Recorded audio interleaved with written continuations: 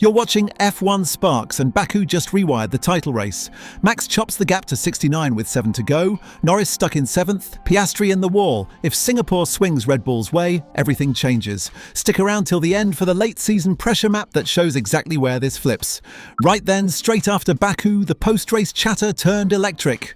On Tuesday night UK time, Sky's The Formula One show rolled out Ted Kravitz and Jamie Chadwick with Simon Lazenby steering, and the mood was crystal. Max Verstappen is back in the title fight, and he knows it. 2 wins on the bounce Italy, then Azerbaijan with the championship leader Oscar Piastri in the wall on lap 1, and Lando Norris only 7th. The gaps, 69 points to Piastri with 7 rounds left, 44 to Norris. That's a mountain, yes, but it's not Everest, especially when Max looks like this. Ted's take had teeth. He reckons Max and Red Bull have been playing a long game. Stay close enough all year, ride out the rough patches when the car wasn't there, then strike exactly now in the pressure cooker run-in with weird, volatile venues. He literally called it pounce like the lion that he is, with Baku, Singapore, Qatar, Austin and Las Vegas circled in bright red. The plan was always to keep within touching distance of McLaren and then squeeze when mistakes creep in.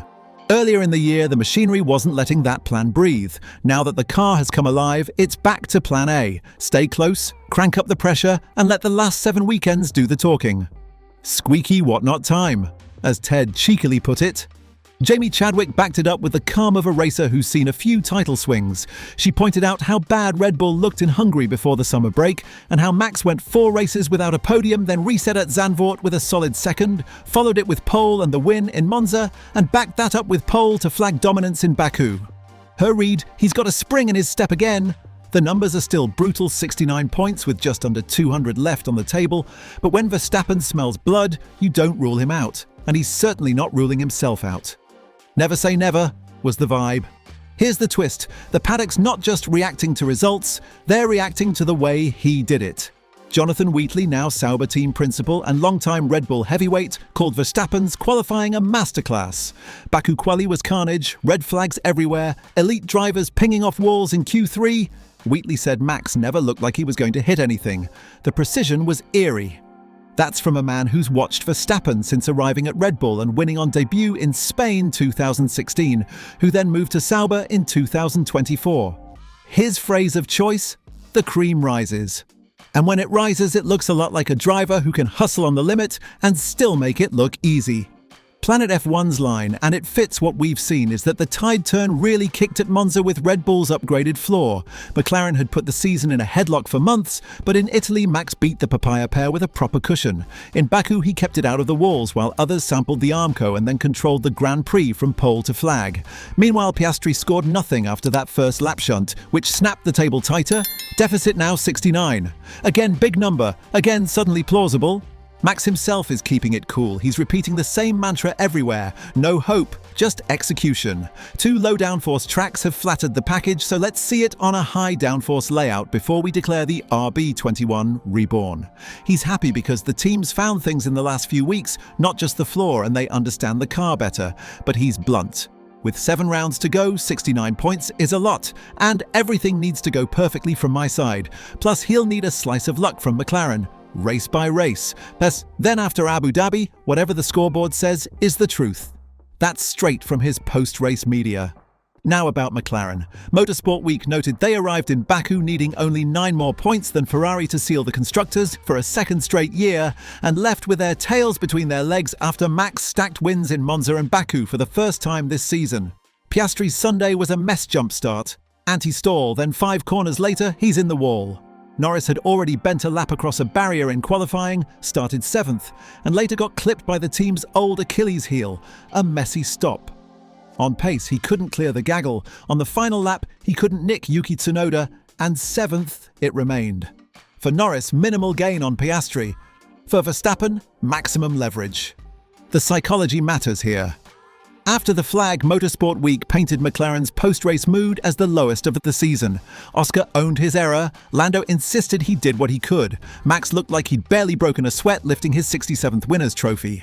And in the background, a bigger theme. Red Bull's RB21, the grumpy younger sibling of the title-winning monsters, is starting to mature. Under Laurent Mekies, the teams turned a corner. Verstappen and Helmut Marko have praised the approach. Christian Horner's absence isn't exactly being felt, at least not publicly. Even Yuki Tsunoda bagged his best result of the year, a sign that the car isn't just max or bust anymore. There's also this deliciously contentious nugget from the Monza weekend. Max's victory there was framed by some as a record breaker. Fastest lap and fastest Grand Prix of all time got tossed around. But that storyline was overshadowed by debate about a McLaren driver switch and the optics of how they manage track position. Whether you buy the record chatter or not, the meta point stands. When Red Bull nails the setup window, the RB21 stops being fussy and starts being frightening. Monza proved it wasn't a fluke. Baku underlined it in permanent marker. Zoom back to the Sky F1 couch because the framing there feels spot on for the run-in. Kravitz's lion versus kittens gag wasn't just for laughs. It captured something about experience under stress.